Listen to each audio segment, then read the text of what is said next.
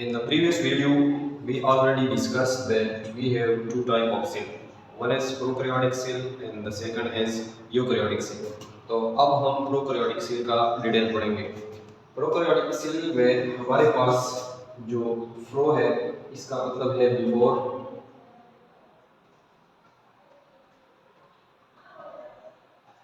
Karyotic का मतलब है न्यूक्लियस। इसका मतलब है कि पुराना nucleus, that mean primitive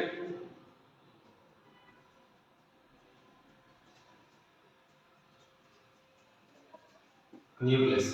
basically जो पहले हमारे पास जो सेल था, फर्स्ट ऑफ ऑल जो सेल हमारे पास था उसमें हमारे पास जो प्रोकैरियोटिक सेल था ये, इसमें हमारे पास जो न्यूक्लियस था वो नहीं था। लेकिन इसमें जो न्यूक्लियर जो हमारे पास एक जेनेटिक मटेरियल होता है जिसे हम क्रोमोसोम कहते हैं, वो क्रोमोसोम इसमें मौजूद था, लेकिन वो क्रोमोसोम इस सेल में डिस्पर्स मौजूद था, न्यूक्लियस के अंदर नहीं मौजूद था। इसीलिए इसे हम कहते हैं प्रिमिटिव न्यूक्लियस। तो अब हम प्रोकैरियोटिक सेल को पढ़ते हैं। प्रोकैरियोटिक जो सेल होता है ये किंगडम मोनेरा में हमारे पास जितनी भी लिविंग ऑर्गेनिज्म होते हैं तो उनका सेल जो है वो हमारे पास प्रोकैरियोटिक सेल होता है। हमारे पास किंगडम मोनेरा को ऑलरेडी हमने पढ़ा था कि इसमें हमारे पास टू डोमेन होते हैं। एक हमारे पास इसमें था बैक्टीरिया और दूसरा हमारे पास इसमें था आर्किया। ये दोनों ऐसी ही लिविंग ऑर्गेनिज्म है जिसमें हमारे पास प्रोकैरियोटिक सेल मौजूद है। इस तरह की सेल में हमारे पास न्यूक्लियस नहीं होता। ऑलरेडी ये बातें हमने क्लासिफिकेशन के चैप्टर में पढ़े थे। दूसरी बात, इस तरह की जो हमारे पास सेल है इसमें मेम्ब्रेन बाउंडेड ऑर्गेनील्स नहीं होते। इनसाइड सेल के हमारे पास जो ऑर्गेनील होते हैं तो वो ऑर्गेनील इसमें एब्सेंट है जिसमें हमारे पास मेम्ब्रेन से सराउंडेड हो। जो ऑर्गेनील मेम्ब्रेन से सराउंडेड है वो इस सेल में नहीं है। इस ये बहुत ज़्यादा सिंपल है, इसीलिए इसे हम पुराना सेल कहते हैं, प्रिमिटिव सेल।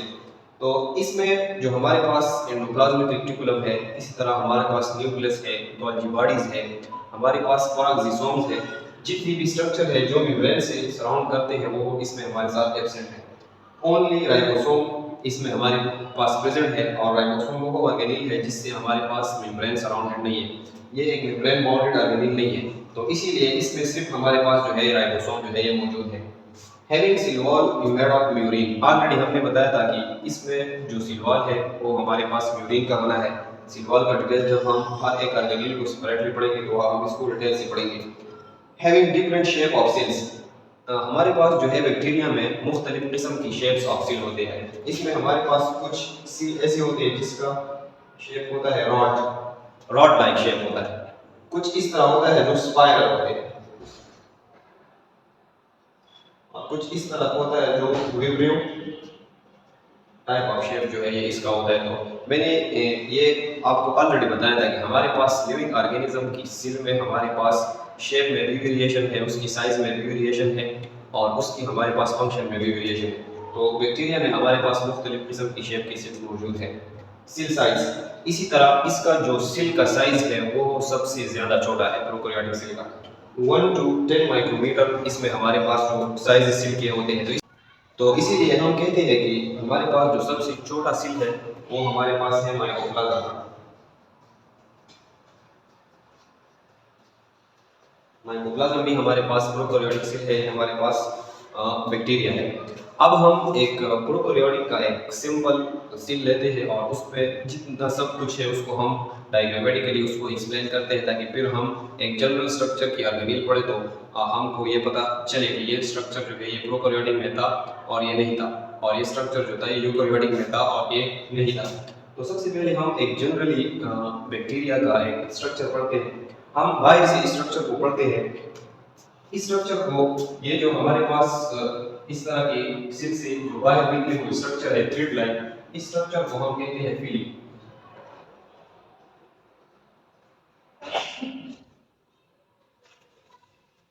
इसी तरह मैंने जो ये दूसरा जो हमारे पास ये मेम्ब्रेन है ये तो कंप्लीटली इस सेल से सराउंडेड है, लेकिन मैंने सिर्फ थोड़ा जो ड्रा किया है तो ये हमारे पास जो है ये सेल वॉल है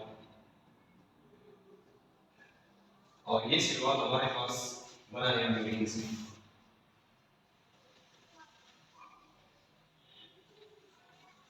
दूसरा हमारे पास जो सराउंडेड लेयर है प्रोकैरियोटिक सेल में, वो हमारे पास है प्लाज्मा मेम्ब्रेन।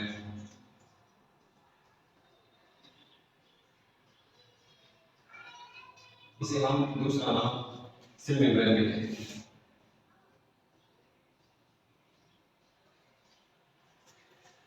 इसी तरह जो वायर से हमारे पास ये थ्रेड लाइक स्ट्रक्चर निकला है, जिसके थ्रू एक बैक्टीरिया मूवमेंट करता है, तो इसे हम कहते हैं फ्लैजिया।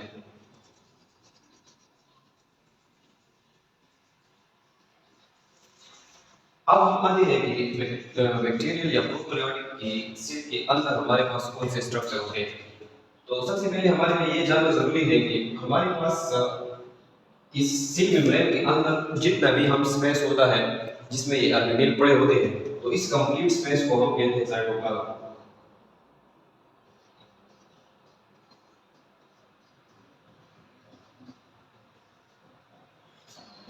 इस तरह हमने ये पढ़ा था कि बैक्टीरिया में हमारे पास the only organelle that is present in bacteria is ribosome, और ये ऑर्गेनेल जो है ये इसमें हमारे पास मेम्ब्रेन नहीं है, ये मेम्ब्रेन से सराउंडेड नहीं है। तो ये स्मॉल स्मॉल स्ट्रक्चर जो मैंने ड्रा की है, ये हमारे पास है राइबोसोम। हमारे पास जो प्रोकैरियोटिक सेल या बैक्टीरिया में जो राइबोसोम है उसका साइज जो है बनिस्बत यूकैरियोटिक के वो स्मॉल है, इसे हम कहते हैं 70S राइबोसोम। ये S जो है ये हमारे पास 7 वर्ग यूनिट है।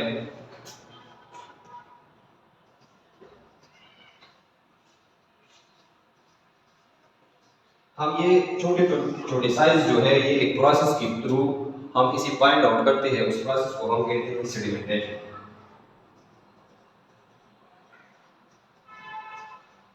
तो ये हमारे पास उस सेडिमेंटेशन का एक कोएफिशिएंट है, जिसमें इस प्रोसेस में जो राइबोसोम का साइज आया है वो हमारे पास आया है 70S। इस सेडिमेंटेशन के प्रोसेस को किस तरह होता है, किस तरह हम स्ट्रक्चर जो इसमें बाउंड आउट करते हैं, ये हम 11 क्लास में डिटेल से पढ़ेंगे। तो अब हमने राइबोसोम का स्ट्रक्चर जो है वो कंप्लीटली ड्रा किया। इसी तरह हमारे पास एक सर्कुलर डीएनए होता है जो एक यूनिक शेप है, जो हमारे पास यूकैरियोटिक में मौजूद नहीं है। ये एक सर्कुलर डीएनए है जो हमारे पास प्रोकैरियोटिक में मौजूद है, इसको हम कहते हैं प्लाज्मिड। ये प्लाज्मिड जो है ये हमारे पास हर एक प्रोकैरियोटिक ऑर्गेनिज्म में मौजूद नहीं होता, लेकिन कुछ में ये मौजूद होता है और कुछ में ये मौजूद नहीं होता। इसी तरह ये हमारे पास है, ये जो डिस्पर्स स्ट्रक्चर है ये हमारे पास है क्रोमोसोम। क्रोमोसोम भी हमारे पास जो है ऑलरेडी जो बनते हैं वो हमारे पास बनते हैं डीएनए प्लस प्रोटीन से। तो हमारे पास जो है बैक्टीरिया की सेल में हमारे पास सिंगल क्रोमोसोम है, only one.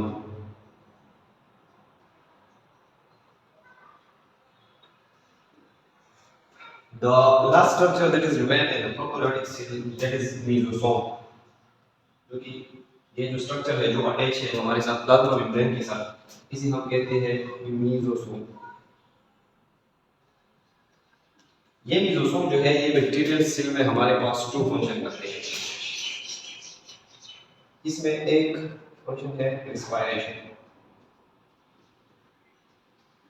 Just like mitochondria जहां हमारे पास रेस्पिरेशन का लास्ट स्टेप होता है, वो स्टेप हमारे पास प्रोकैरियोटिक में मेसोसोम में होता है, और इससे हमारे साथ एनर्जी जो है वो प्रोड्यूस होती है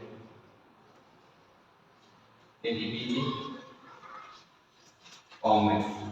दूसरा इसका जो फंक्शन है हमारे पास, वो हमारे पास है सेल डिवीजन।